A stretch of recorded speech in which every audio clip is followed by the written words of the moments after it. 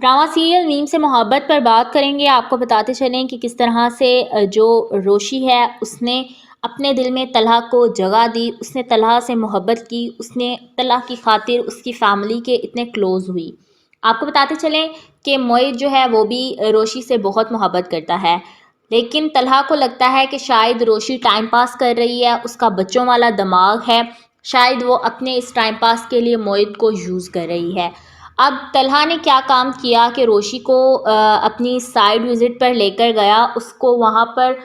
مزدوروں کے سامنے اتنا ذلیل کر دیا کہ روشی وہاں سے روتی ہوئی گھر آئی۔ طلحہ نے روشی سے کہا تم اپنے ٹائم پاس اپنی فضول ایکٹیویٹیز کے لیے کسی اور کو ہائر کرو، میرا بھتیجا اتنا سٹیمنا نہیں رکھتا، وہ ابھی بچہ ہے، اگر کل کلاں کو تم اس کے پاس موجود نہ ہوئی یا تم اپنی کسی پرسنل ایکٹیویٹی میں بزی ہو گئی، تم معید کو ٹائم نہ دے سکی تو معید جو ہے وہ مینٹلی طور پر ڈسٹرب ہو جائے گا،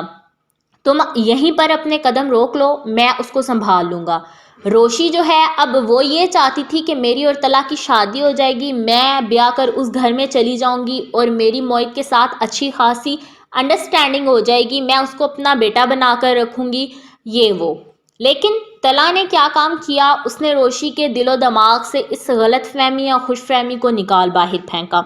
روشی اپنے آپ پر بہت زیادہ شرمندہ ہے، روشی بہت زیادہ ڈسٹرب ہے، اس کو سمجھ نہیں آ رہی کہ آخر میرے ساتھ ہو کیا رہا ہے۔ اب روشی جو ہے وہ اپنے گھر جاتی ہے، اتنی رات دن ڈسٹربنس کے بعد وہ اپنے دادا کو ملتی ہے، اپنے دادا سے کہتی ہے میں اب آفس نہیں جاؤں گی، میں یونیورسٹی نہیں جاؤں گی، میں کچھ اور نہیں کروں گی، آپ میری ماں سے کہہ کر میری شادی کروا دیں۔ اب جو وہ لڑکا ہے شارق، اس کا رشتہ آتا ہے روشی کے لیے، روشی کو اس چیز کا پتہ نہیں ہوتا کہ میرا رشتہ کس کے لیے آ رہا ہے۔ اس کی ماں جو ہے وہ بھی بہت زیادہ حیران ہوتی ہے کہ روشی ابھی اتنی چھوٹی ہے، اس کا رشتہ آیا ہے، میں کس طرح سے ہاں کر دوں۔ روشی کا دماغ بھی کچھ اس طرح کا ہے، کبھی وہ اتنی زیادہ ایموشنل ایکسائٹڈ اور اتنی زیادہ پرجوش ہو جاتی ہے، کبھی وہ اتنی ذہین باتیں کرتی ہے، کبھی وہ اتنی سمجھدار ہو جاتی ہے، کبھی وہ اتنی سیانی بن جاتی ہے کہ سب کو پیچھے چھوڑ دیتی ہے۔ آپ کو بتاتے چلیں کہ روشی نے آفس سے جب ریزائن کر دیا، اس نے آفس جانا چھوڑ دیا، تو جو سبیکہ ہے اس نے اس چیز کا بہت فائدہ اٹھایا۔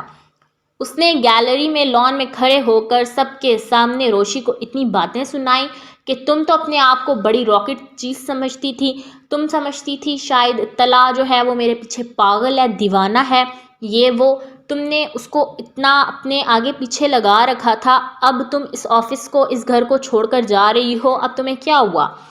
روشی سبیکہ کی باتیں چپ چاپ سنتی ہے، اپنی گاڑی میں آ کر بیٹھتی ہے اور بہت زیادہ روتی ہے۔ آپ کو بتاتے چلیں کہ شارق کا رشتہ جب سبیکہ کے لیے آتا ہے، سبیکہ شارق کو دیکھ کر ایک دم ایکسائٹڈ رہ جاتی ہے، اس کو وہ بات یاد آتی ہے کہ یہ تو مجھے ایک فضول سی پارٹی میں لے کر گیا تھا، اس نے وہاں پہ مجھے نشہ کروایا، ڈرنک کیا، اس نے میرے ساتھ غلط کرنے کی کوشش کی، لیکن میں وہاں سے جس طرح سے بھاگی اور طلحہ سر نے مجھے گھر ڈراپ کیا، میں وہ ساری باتیں کس طرح سے بھول سکتی ہوں۔ وہ اپنے پیرنٹس کو بتاتی ہے میں اس شارق سے کبھی بھی شادی نہیں کر سکتی، یہ صحیح انسان نہیں ہے اور شادی کے بعد یہ مجھ سے بدلہ لے گا اور اس کو میری جائیداد دولت اور اس کو آپ لوگوں کا یہ پیسہ، آپ لوگوں کی یہ کوٹھیاں نظر آ رہی ہیں، اس کو میرے سے محبت نہیں ہے۔ وہ اپنے دادا کو بتاتی ہے کیونکہ اس کے دادا کے ساتھ اچھی خاصی بانڈنگ بنی ہوئی ہے۔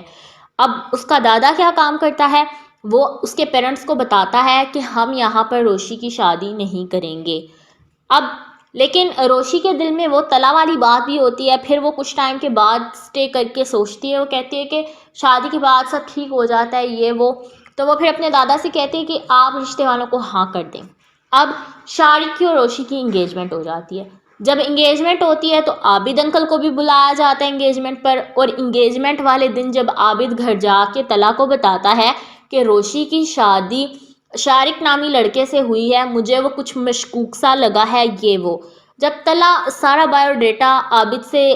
شارق کا لیتا ہے اور شارق کی پکچر عابد کو دکھاتا ہے تو وہ کہتا ہے بابا یہ میرے آفس میں کام کرتا تھا، لڑکیوں کو ٹریپ کرنا، ان کو تنگ کرنا، ان کی زندگیوں کے ساتھ کھیلنا اس لڑکے کے لیے معمولی سی بات ہے۔ عابد کہتا ہے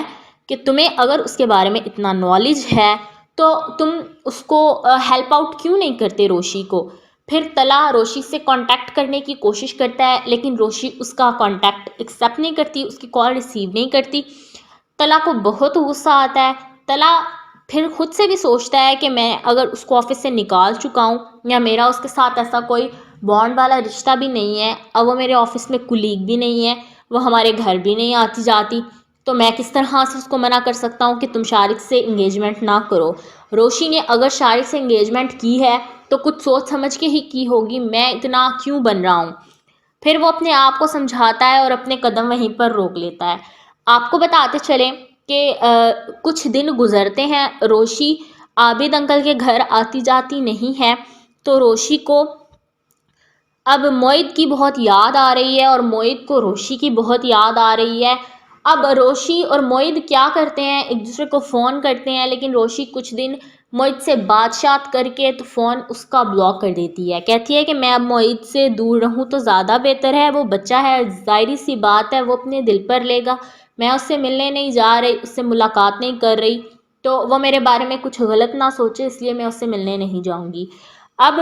جو معید ہے وہ کرتا کیا ہے کہ جب طلحہ گھر آتا ہے، معید شور مچاتا ہے، میں نے روشی سے ملنا ہے، میں نے روشی سے ملنا ہے. طلحہ یہ باتیں سن کر اس کو بہت غصہ آتا ہے، وہ غصے میں ایک دم بولتا ہے کہ ہم روشی سے ملنے نہیں جائیں گے. وہ وہاں پر معید کی اچھی خاصی کٹ لگا دیتا ہے. جو معید ہے وہ تھوڑا سینسیٹیو بچہ ہے، وہ اس بات کو فیل کرتا ہے کہ روشی تو اتنی اچھی ہے، پھر انہوں نے ایسا کیوں کہا اس کو، سبیکہ اچھی نہیں ہے، یہ مجھے اس کے ساتھ اٹیچڈ کرنے کی کوشش کر رہے ہیں، اس کے ساتھ جوڑتے ہیں، لیکن وہ مجھ سے محبت نہیں کرتی. حالانکہ روشی مجھے اتنی پیار کرتی ہے، اتنا میرے ساتھ کھیلتی ہے، اتنا میرے ساتھ اٹیچ رہتی ہے. اب یہ کہہ رہے ہیں کہ ہم نے روشی سے دور رہنا ہے، میں روشی سے دور نہیں رہ سکتا. پھر 2 دن بعد گزرتے ہیں، وہ اپنے دادا سے کہتا ہے کہ مجھے روز سے ملنا ہے. اب اس کا دادا کیا کام کرتا ہے، عابد جو ہے وہ اپنے پوتے کو لے کر روشی کے گھر پہنچ جاتا ہے. وہاں پر جاتے ہیں، پھر دونوں دادا پوتا روشی سے ملتے ہیں، روشی کے گھر روشی سے بہت ساری باتیں کرتے ہیں، اور پھر باتوں باتوں میں روشی سے اس کے منگیتر کا پوچھا جاتا ہے، اور پھر اس کا دادا جو ہے وہ پھر روشی کے دادے کو ساری باتیں بتاتا ہے کہ جو وہ